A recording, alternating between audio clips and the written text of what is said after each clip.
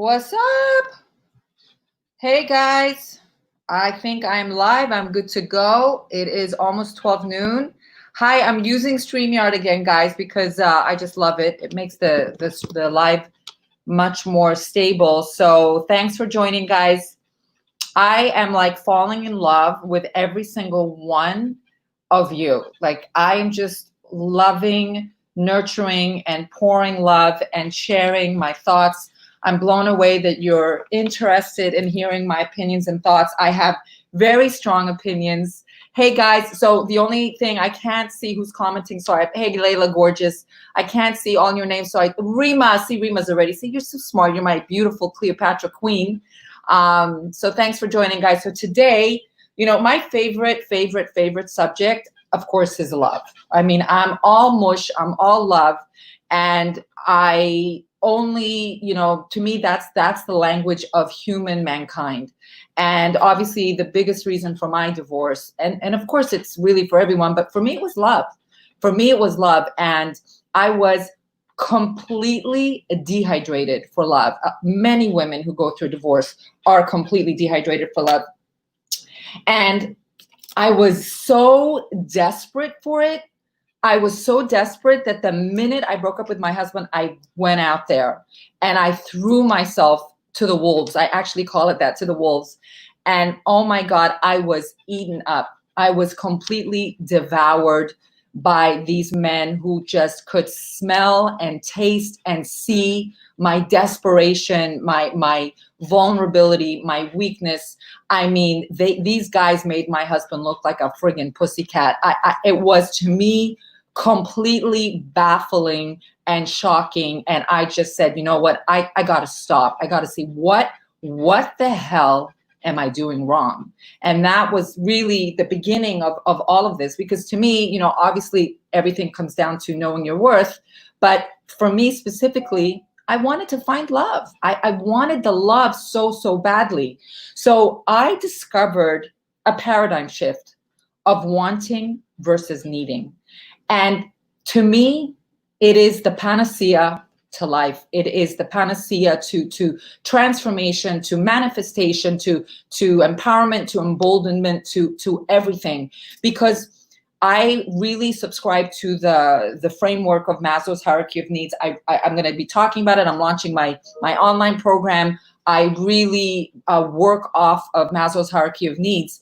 And that's the framework that I believe every human, being needs to really understand, because everything is about needs. So here's the paradigm shift. Here's the major secret to me, the breakthrough, the aha moment. When we address our own needs without latching to a man to do that, that's the power of wanting to needing. Because if I have to meet my needs, right? There's 5 levels of hierarchy of needs. There's, survival. There's basic. We've talked about this before. There's basic survival needs of food, water, going to the bathroom, sleeping, blinking. I mean, these are just visceral basic needs like the human mankind. Then the next level is shelter, money, safety, security. That's the second level. And what happens with a lot of us here, those 2 foundational, absolute needed needs that we get when we're little, if we don't get those correctly from our family, we're in a lot of trouble. We're in a lot of trouble, because what happens, that's the brick and mortar, that's the foundation of our home. So what happens if the safety, security, money, home, shelter, all that isn't safe? What happens? We're latchy, we're desperate, we're needy, we grow up in this crazy drama of whatever it is, whether it's alcoholism, whether it's dad's not around, fighting, moving around, whatever it is, or there's a million things that create that. Then those other levels of society, of intimacy, of relationships, of family, of community, of love, those get compromised.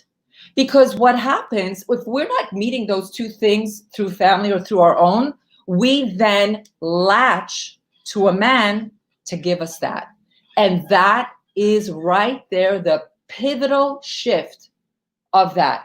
Now, I specifically asked that question this morning of, the trigger. The trigger, like, what was it that made you like say enough? What was it that made you say, I'm done, I'm out of here? What was it? And I put that, by the way, my questions are very specific. I'm very strategic. I know I may be a little foofy and out there, but I have an agenda here. My agenda here, guys, is to make you all fearless women, because I know you're all capable of doing it. That is my agenda, because we all have worth.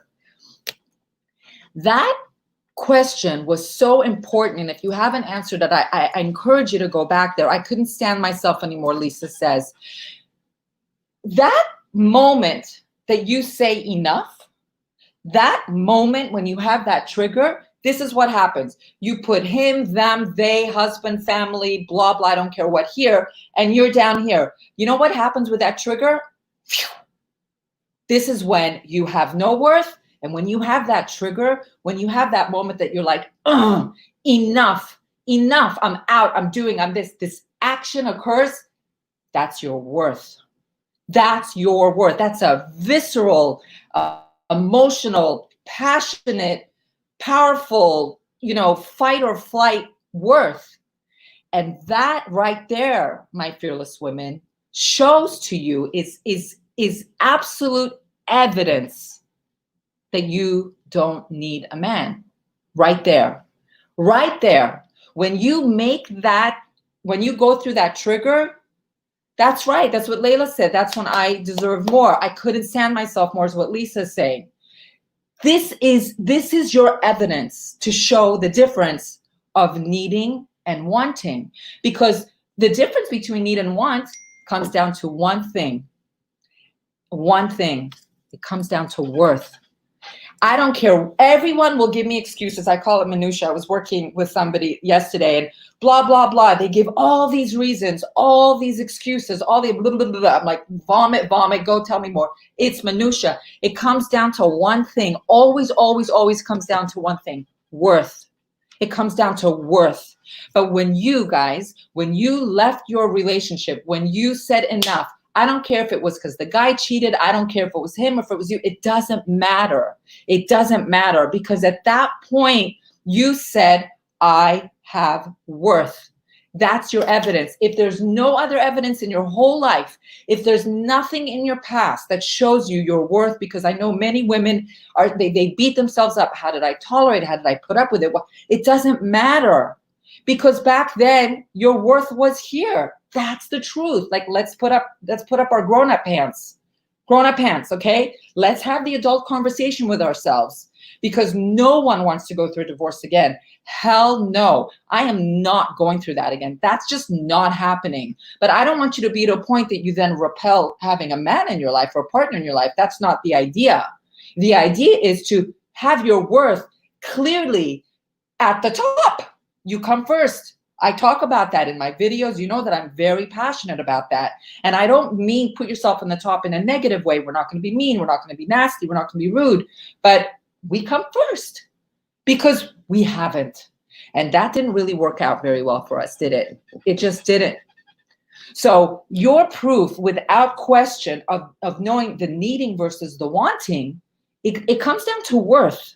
You see, when you have worth,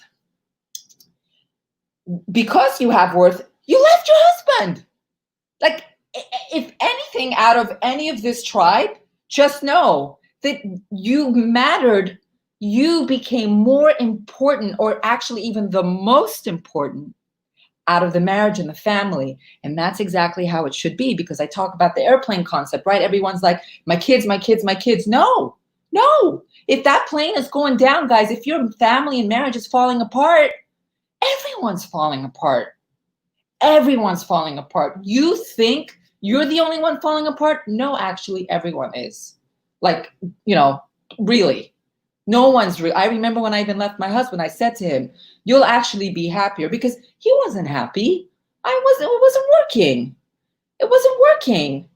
And because I put the oxygen mask on myself, and I finally left him, because for the first time in my life, it's overwhelming me when I even think about it. It shocks me. It still shocks me. You see, because we talk about this as well. And I'm going to be working on this a lot I'm going to talk on Monday about my group coaching program that I'm launching. I'm so excited about it. Our entire life, we may think that we're smart, that we're amazing, that we're capable, that, we have our act together and that we're this and we're that. And we walk around and the whole world, is our oyster and this and that. But if our reality, specifically the relationship with the partner, the man that we're with, is compromised in any way, that's your belief system. See, so it doesn't really matter if you think you're strong, amazing, independent, free, everything's great. The only thing that matters is reality. And the reality is what reflects your worth. Worth comes from your belief system. So even I remember, like, everyone's like, Revi, you're this, you're that, blah, blah, blah. But at the end of the day, my belief system was that I had no worth. And I honestly, I didn't. That's the truth. I realized I was fake in my whole life. I was fake. I was fraudulent. I was not authentic to who I really was because I was so afraid of not being with a man. I was afraid to be alone. So when you understand that the latching, the desperation is because you have these unmet needs of safety, security, love, intimacy, relationships, because somehow in your head you think you can't make it without a guy, because these are all things that were either told to you or maybe you truly believe. But what happens, your worth is down there, then you need a man. You need a man. And the minute you need a man, you are screwed. You are so screwed, because the minute you need a man, you will always compromise your worth. That's a fact. That is a fact. They are opposite. If you need a man, your worth is down here. If you want a man, if you need a man, your worth is here. If you want a man, your worth is here. It's totally opposite. It sounds mind-boggling, but it's true. And by the way, when the worth goes up, when your true belief system goes up, sneaking to watch it work. You're so cute. Who is that? I don't know who it is because I'm on StreamYard. You're so cute. Oh, I want a man because I need to have sex. Lisa, friggin' love you. You friggin' good. That's a need, by the way. I want a need. By the way, Maslow's hierarchy of needs, and it's so funny because when I looked it up online, some of the triangles, the frameworks had it, and some of them didn't. I created my own triangle, which I'll share in the. I'm obviously talking a lot about it in my coaching program, but sex, guys, is next to going to the bathroom, sleeping, drinking, and eating. That's sex. That's on the bottom. It's a physiological need. So think of the animal kingdom. Think of the lions and the bears and the tigers. They're having sex. They're not in it for the relationship. They're in it to procreate, to have sex, right? Intimacy is actually on level 3. It's under society. Relationships, community, and intimacy. So there is a difference. Now, women, for us, the sex comes with the intimacy. For men, obviously, it's opposite. But it doesn't really matter. That's what happens, the confusion. You're like, oh, I'm dating and I had sex and then I didn't see the guy again. Well, yeah, because he's dealing with level 1 and you're dealing with level 3, but you can't even be dealing with the intimacy because you haven't dealt with level 1 or 2. There comes in again the want and the need. So if you need the intimacy badly, then don't have sex. But if you're secure in yourself, then freaking have sex. Okay, Lisa, go for it. Just use condoms, girlfriend. That's really the key, is that when you have worth, and it's not obnoxious. It's not an obnoxious like, he can't be this and he needs to treat me right and needs to take me out to dinner. No, because what you're doing with that again is you're putting it on him. This is not about him. This is not about how he behaves and what he does for you and how he treats you. No. This is about you. This is a gimme, Lisa says. You are so funny. Somebody else said, me too, Lisa. Who's that? That's hilarious. This is not about how the guy treats you. If the guy treats you like crap, you know what? If a guy treats you like crap, why is that? Let's see if you guys are listening. If a guy's not treating you well, why is that? Why? Going on a walk, bringing your girls with me. Oh, you're so cute. If a guy's not treating you well, why is that? Do you need a man to have sex? No, you don't. I mean, you can do whatever you want. Listen, I had a friend of mine who was married for 20 years, and now she said she came out of the closet. She's gay and she's living with a woman. I find that to be so empowering. Talk about honesty and integrity of owning who you are. That's really incredible. Newer member, hi Nikki, hi gorgeous. We let them. We allow it. You're saying that. No, again, we let them. We allow it. Again, it's still passing the buck to them, guys. It's because our worth is compromised. When a man doesn't treat us well and we allow it, I'm talking about allowing it, and this is part of our marriage, is because our worth was on the bottom, because we needed them. So what happens when we start fulfilling our own needs, when we start working, when we start, taking care of our bodies, when we start finding true healthy love, from our family, from our friends, from our community, not so much from the guy, because what happens, because our worth is compromised, we are vulnerable and we're needy. And when you're needy, you actually repel. Yeah, you repel what you most need. Do you guys have friends or like family members that kind of like, they're so latchy, like, what's going on with them? Like I even had one girlfriend who always wanted to have lunch and dinner and was calling me and had drama. I'm like, that's what I'm talking about. That's how we are. Love the earrings. Yay, I know. I love my earrings. Aren't they fun? I love my little flower earrings.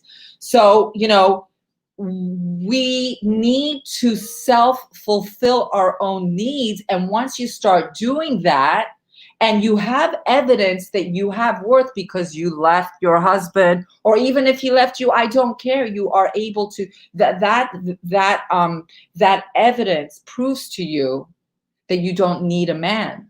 But that's not a reason to then go find another guy, because if you're not addressing why you had the drama in your relationship, in your marriage, if you're not really understanding why you had all that, you will attract the same thing. Because a lot of women think that the problem is the guy.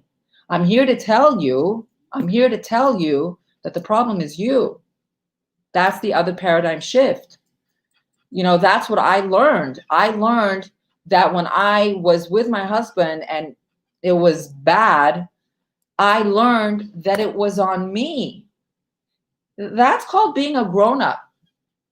I learned that I had needs that were not met, that I had a lot of drama in my childhood, and like attracts like, because it doesn't matter what you think, and it doesn't even matter, what you do.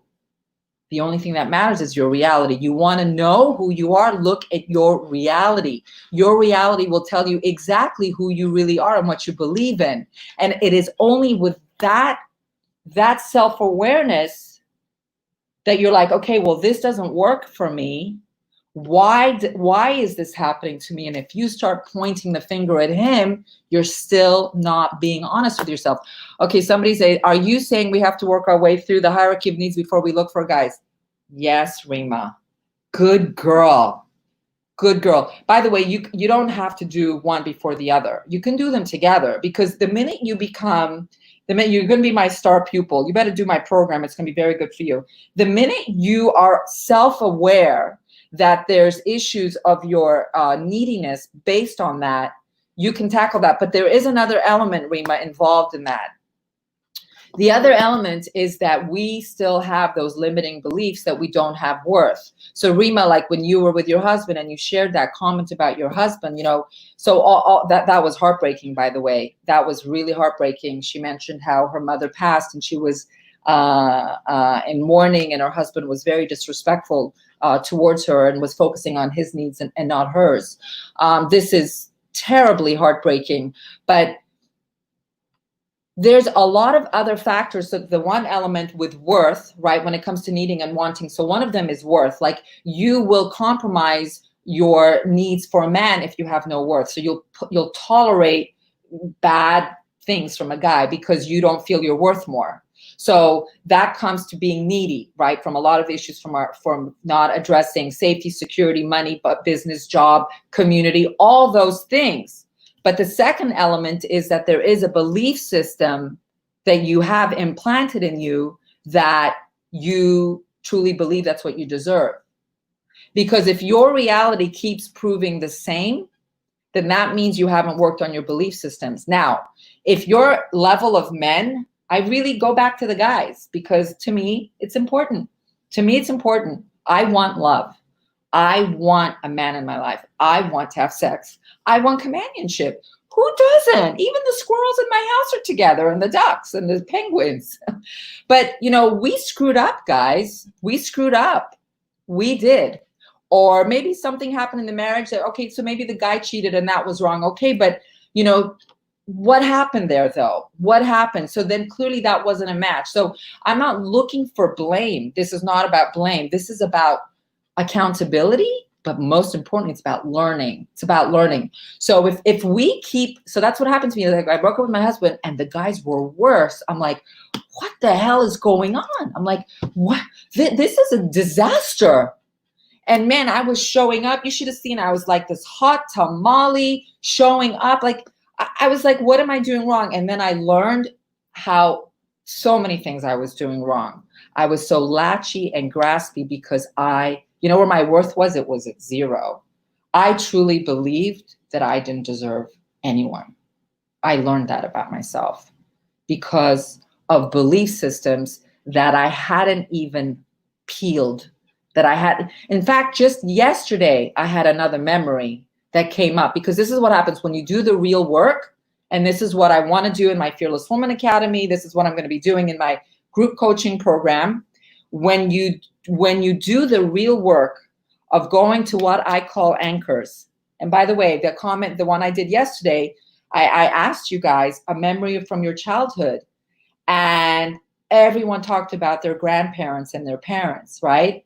We didn't really talk about friends. It was parents and grandparents, and they were ice cream and toasties and the beach and steak dinners and the Italian dinners. And how good does that feel?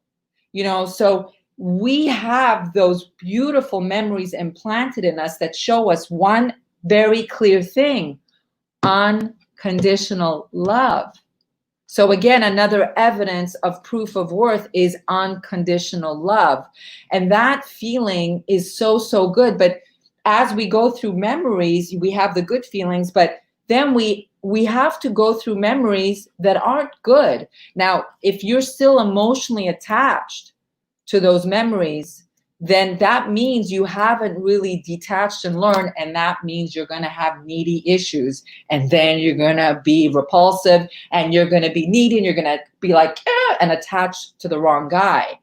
So I do believe with a level of almost like an observer, we have to go back and assess those memories, not only the good ones, but also the ones that weren't so good, and absolutely annihilate them, because that's the other problem with limiting beliefs, is that we have thoughts and ideas that have proven to us that our worth is down here. And when our worth is down here, we will attract crappy guys. We will be needy for love and affirmation because we didn't really get that. Now, we have evidence that we got that with those beautiful memories, right? But we also have other memories that basically screwed us up.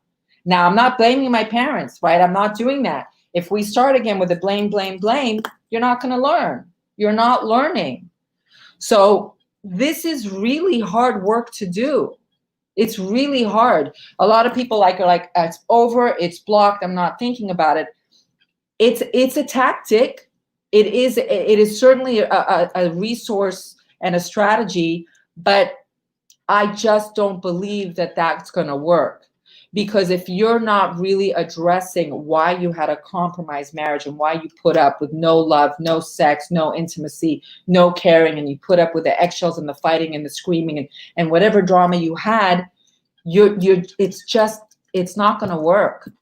It's not going to work. So there's an element of the framework of Maslow's hierarchy of needs, but there's also an element of these belief systems, and belief systems can be either empowering or limiting. And you may think you're like, oh, I'm strong. Oh, I'm this, oh, I'm that. I know I certainly did.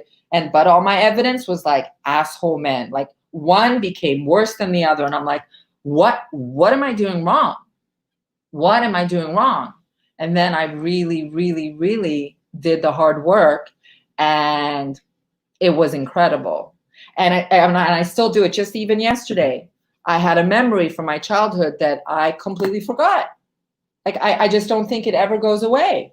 And I was thinking about that memory, and I observed that memory, something to do with my mom and how I looked at my mom. It was a memory. I'll share it with you guys. When we grew up, we were at one point very, very wealthy. We lived in Hong Kong. My father was he was like a multi-gazillionaire. He was in the garment industry in Hong Kong. And we had a Filipino maid. Like we were like living in luxury in Hong Kong. And then the weirdest thing would happen, like my family is originally Argentinian, European, Argentinian, Israel, like we lived all over the world. We would go to Israel in the summers to visit my family who left Argentina to come to Israel. And my mom would go from being this like luxurious woman with fancy jewelries and handbags and meals and a maid, full-time, a live-in maid. And we'd go to Israel, and her sister and brother-in-law would get on a plane and they'd go to Europe for 3 months. And they had 3 kids, and it was me and my sister. So we were 5 kids. We would live in my aunt's house in Israel. No air conditioning. I mean, the Middle East in the summer, like you could just think of making baked chicken. That's how hot it is. Their bedroom had an AC, but the rest of the house didn't. There was 1 bathroom. So we were 6 people, 1 bathroom, no air conditioning except for the master bedroom. And for 3 months, I saw my mom work like a dog. And I remember, this was just literally a memory just came to me yesterday. And I remember looking at my mom going, I don't understand. Like in Hong Kong, she was the queen, but here she would be mopping the floors, cleaning the toilets. She would make me and my sister, they didn't even have dryers there. We'd have to go take the clothes off the wringer. They were so hard, you know, when they dry out in the sun, they were hard like cardboard. We'd have to fold it. And the meals, like the constant cooking and cleaning and cooking and cleaning. We're feeding 6 people, breakfast, lunch, and dinner, and we were little. And I remember that I used to look at my mom and I was completely baffled. I was baffled by this vision. And I felt sorry for her.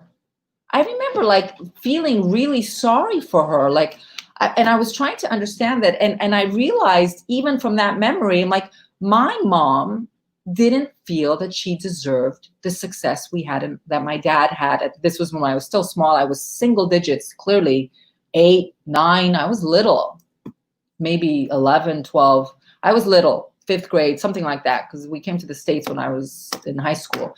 Anyway, I remember like I was thinking now as a grown up, I'm like, I felt sorry for her. And I also remember saying to myself, that's not going to be me. But it became me. I became a schmata like that. I became that. I became like the wet rag, the schmata, because, you know, I may have seen something that I didn't agree with, but clearly it somehow got implanted that that's how it's got to be. So, you know, it helps me understand. And I'm like, not true, ain't freaking happening again. I know what I want.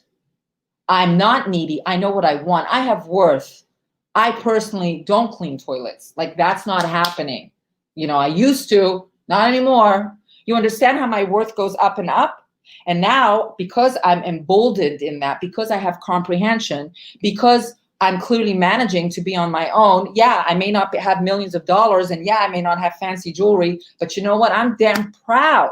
Like, you're like, oh, like sometimes working those 3 jobs, you're like, oh, it's a good feeling. Like, yeah, I can sleep in a king size bed alone. I can. How scary is it, guys, when you left your husbands, right? For you to sleep in your bed alone? Were you guys scared? For me, it was so frightening. I used to look at my bed for half an hour before I went in there. Sometimes I slept on the floor and on the couch. Now I love my king size bed. I'm like 5'9", I like spread out with my dogs.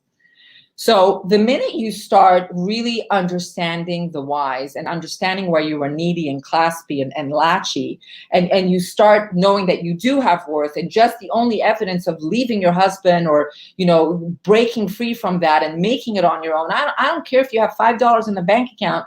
That $5 is it was frightening for me too, Layla says. Yeah, I was very scared to not be with a man. For me, I felt that without a man, I would die. Literally, I felt that I would die. I'm serious. Physically, I would die. It was that much of a survival visceral need on Maslow's level that I felt that if I wasn't with him, that I would physically die. And I had to go, I hate to say it, I don't like to use the word so much, but I do believe it's true. I went through a detox with him.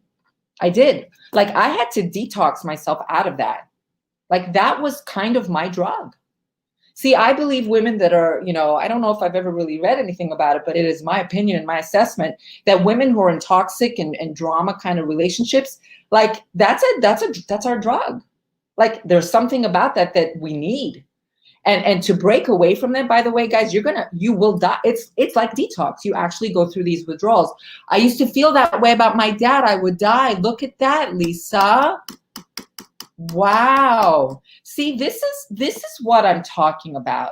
Like, when you start understanding that, you can understand you're latchy, you're needy, and latching onto a man to save you because you can't live without a man, or you're feeling so afraid, because all these things happen to us. I want to understand the why, because I knew that if I didn't understand the why of why I was in this relationship with my husband, that I would continue repeating that, because I saw from lots of other marriages and divorces that the divorce rate was 75% on the second marriage. I'm like, that sucks. I don't want to go through that again. No one wants to go through a divorce. It is such a terrible, terrible experience. So there's some women here, of course, that are still married, that have fear in doing that, are thinking about it. I get you. I feel you. But it is to me, at least, and I know to a lot of women here, when we finally make that decision to go through the divorce, that is flat out pure evidence that you have worth. And when you have worth, you will want a man. You will not need a man. Because when you have worth, you just show up differently. See, the belief system that gets implanted in you is the aura and the energy that goes out into the world. So it doesn't matter what you think. It doesn't matter what you do. It matters what you believe.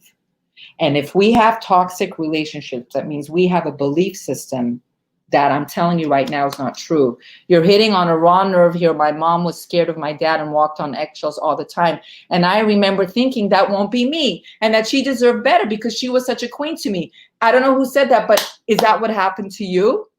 Is that basically what happened to you? Because I found that, even though I, as a young girl, grew up in this environment that I didn't agree with, it became my reality. It was shocking. I remember right before I left my husband, I looked at myself. My mom had me and my sister. I had 2 sons. And I remember one day when my husband was out gallivanting, doing God knows what, because we completely lived separate lives. I'm like, oh my God, that was Rima. Oh, that was Rima. So that's part of, so Rima, when you were in this arranged marriage, thank you, Lisa. She's Rima, cute. Thanks, guys. That's part of it, right? So what happens, because you see that, you have an element to also be afraid. So what happens, Rima, because you saw that with dad and mom, so when you were in this relationship with your husband, you were also walking on eggshells. Even though you're a strong woman, you're educated, you're smart, you're making money, it doesn't matter. Now, you go to that place and you look at that story and you say, that's a bunch of BS. I do not, because see, when we're little, we can't think for ourselves, right, guys? We're not able to do that. We're not able to think for ourselves when we're little. But you know what we can do when we're grown-ups? We can totally think for ourselves. Just like we made the decision to leave our husbands, just like we made the decision to get the divorce. Everything becomes a choice. Just like that, those cute grandparents that took those kids, I forget who wrote that, it was so beautiful. You have to choose between popcorn and ice cream. Everything is a choice. What do you want more? What do you want more? I want me. Once we go through a divorce, the one thing we've proven to ourselves is that I want me. And that's because I have worth. And the minute you own that and you believe it because you have proof and you're doing it, you're not needy for a man. So now you go to the attitude of dating a man and looking for a man in such a different perspective, because you're not looking for him to validate you. You validated yourself. I have worth. And now you're looking for a man to have fun with, to enjoy, to love, for him to love you, for you to love him. Like the whole mindset is different. Guys, like we've been married, we have kids, check mark, check mark. Like, you know what? We've like amazing. So anyway, 12:30, good. I wanted to do 15 minutes and I still can't stop talking. So that's my thought on wanting and needing a man, that when you're able to have that pivotal shift and want a man, that shows that you have worth. And if you believe that you're still needy for a man and you're not wanting the man, just prove that evidence with the fact that you got the divorce. So when you go through that divorce, even if you didn't want the divorce, there's some women in here that the men cheated and left them, you're doing it. So when you're able to recreate your identity and who you are as a human on your own, it says that you're up here, man. You're up here. And the minute you're up here, you're a warrior. You can do it. And now you want a great man in your life. Like, you're not looking for that man to take care of you. You're just not. It doesn't work. I'm sorry, guys. It's not the Cinderella story. I can't stand those stupid friggin' stories out there of Cinderella. It's not true.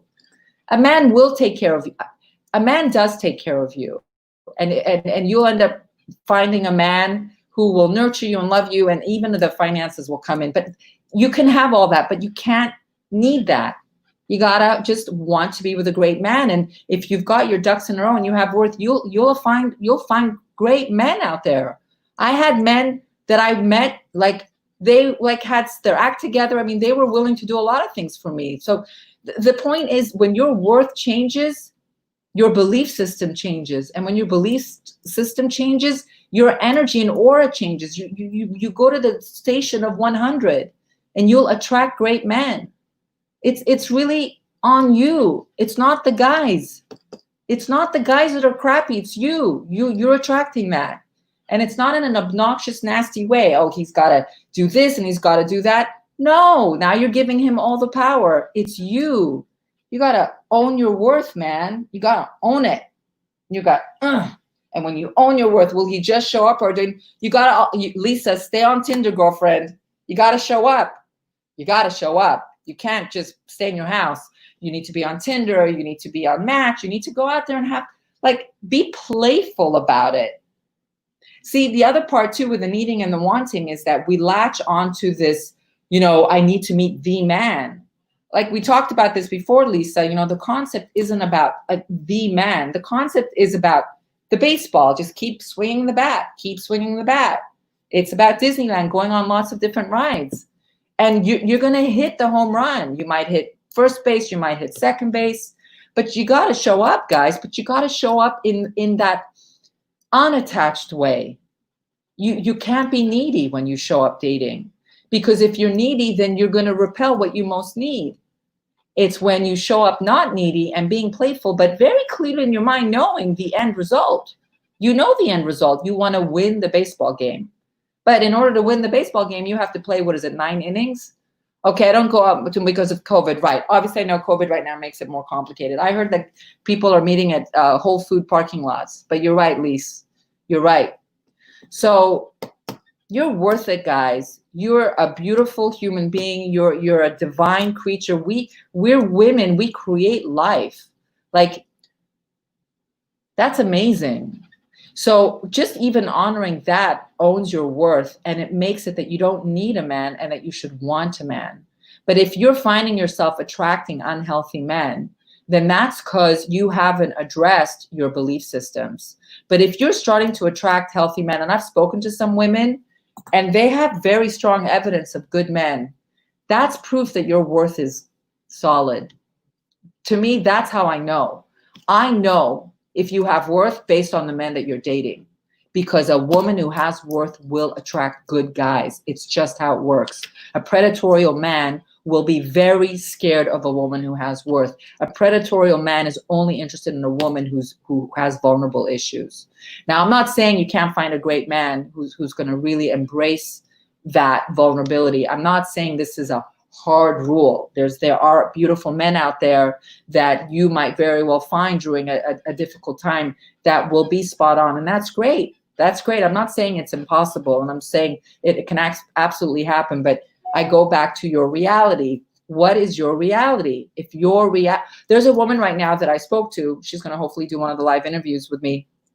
She's got a great, great man in her life.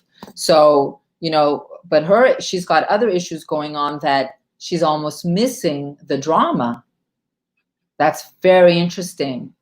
So I can't wait to talk to her about that, because again, the beautiful thing about that is that you realize the issue is you. Like sometimes you'll even attract a healthy man, just like Lisa was saying, a really great guy, and she wasn't into him. Well, why? So is it that excitement and that drama? You have to be patient. Yeah. Just like sometimes baseball is so boring and it takes forever.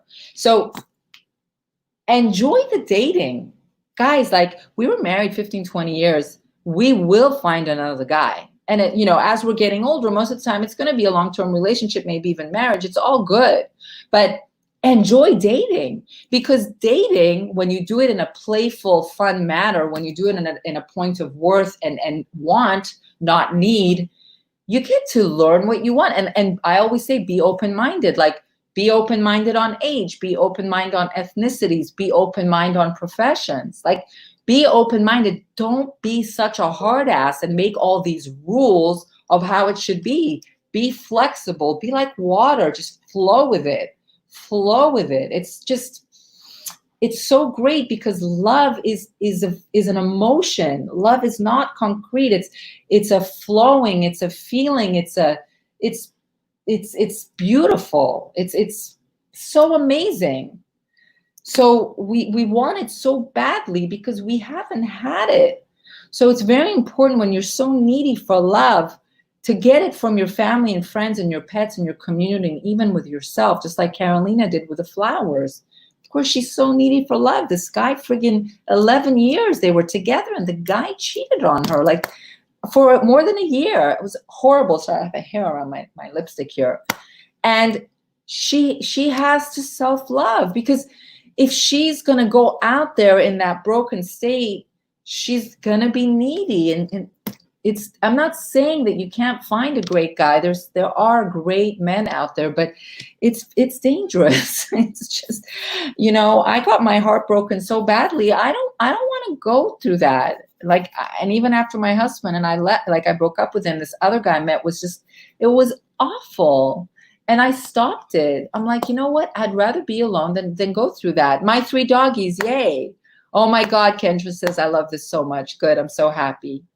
So anyway, guys, it took me years. Like, I've been now divorced 5 years, and it's never ending. We're humans, we're organic people. We're going to have, as they say, 50% of our life will be great and 50% of our life won't be great. And it's how life is. It's how life is. So step into it, step through it, go through it. You can absolutely do it. You think that you can't, and you think that maybe you'll never find a great man, and you think that it's not possible. It's not true. That's not true. It's absolutely, as I told, I think it was Layla the other day, it's not that I can't. The paradigm shift is, how can I? It's not that I can't. It's how can I? Because when you live in hope, when you live in happiness, when you live in abundance and gratitude, it just, at the very least, guys, it feels so damn good. And at the very least, then that's good for me. I want to feel good. When you feel good, you just show up differently. You just show up. I spoke to a young woman the other day who was single for years, and she moved to a new neighborhood.